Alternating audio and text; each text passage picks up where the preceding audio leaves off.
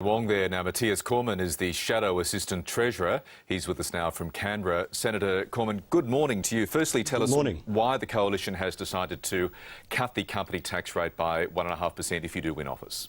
Well, this is another important plank of our plan to create 1 million new jobs within 5 years. The other parts of that plan, of course, are our commitment to scrap the carbon tax by 1 July next year, to scrap the mining tax, to cut $1 billion of business red tape costs, to provide for a one-stop shop for environmental approvals, to, of course, re-establish the Australian Building and Construction Commission to boost productivity. So this is really just another plank of our plan to create 1 million new jobs within 5 years. How will a company tax cut realistically help Australian business?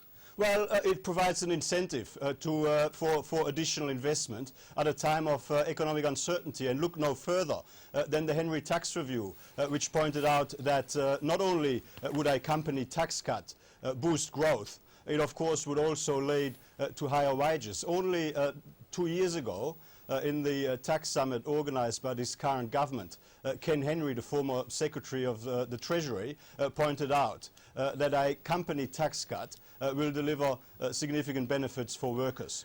How much will the company tax cut cost? Well, this is a policy which was fully costed by the Parliamentary Budget Office. It will start on 1 July 2015 and will cost $2.5 billion a year over the first 2 years, which is $5 billion over the forward estimates. Right, and how is the Coalition funding that? Well, I mean, our leader Tony Abbott and our Shadow Treasurer Joe Hockey will be making the formal policy announcement later today. And of course, between now and the election, we will be releasing our detailed costings as well as the net fiscal impact of all of our policy commitments so that people can be very clear and form a very clear judgment on how all of our policies are funded. This company tax cut will apply to all business. It will offset the 1.5% tax increase proposed for the biggest companies to help pay for the Coalition's paid parental leave scheme. That leave scheme costs at least $4 billion.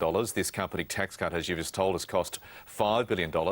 That's at least $9 billion worth of savings the Coalition has got to come up with. Can we expect to see the bulk of them announced today by Tony Abbott? Well, we are committed to a fair dinkum paid parental leave scheme because it's an important economic reform. It will help boost productivity. It will help improve workforce participation by women. And of course, it will help us grow our economy more strongly. And the $5 billion cost of the company tax cut announced today is the direct cost. Over time, of course, we would expect that, among other things, through stronger economic growth, there will actually be some benefits to the budget bottom line over time as well.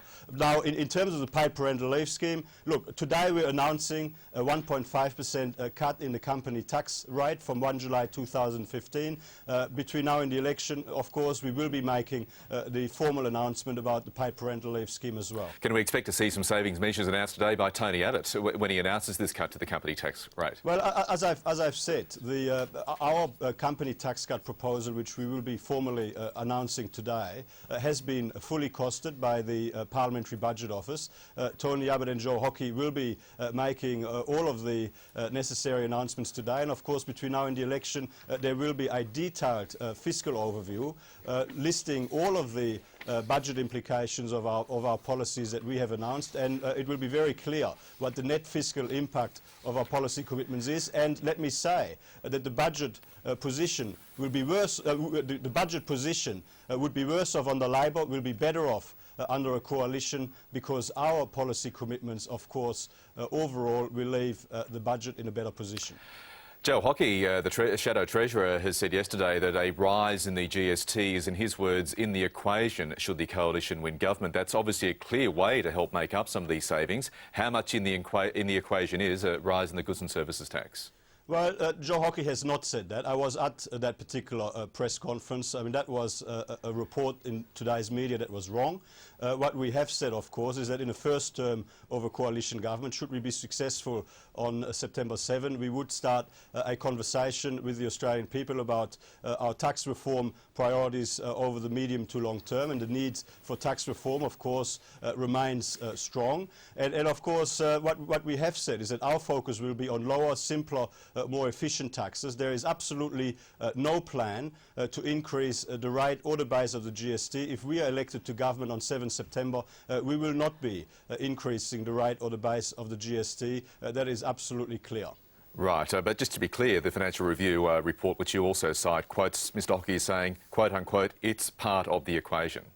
Well, I was in that press conference. Joe Hockey at no point suggested that that there was any prospect of the coalition in government pursuing an increase in the GST. What we have said is that in the first term of a coalition government, we will have a conversation with the Australian people about the need for tax reform over the medium and long term. And of course, whatever comes out of that tax reform process, whatever comes out of the white paper review process, we would take to the subsequent election for people to be able to pass judgment on.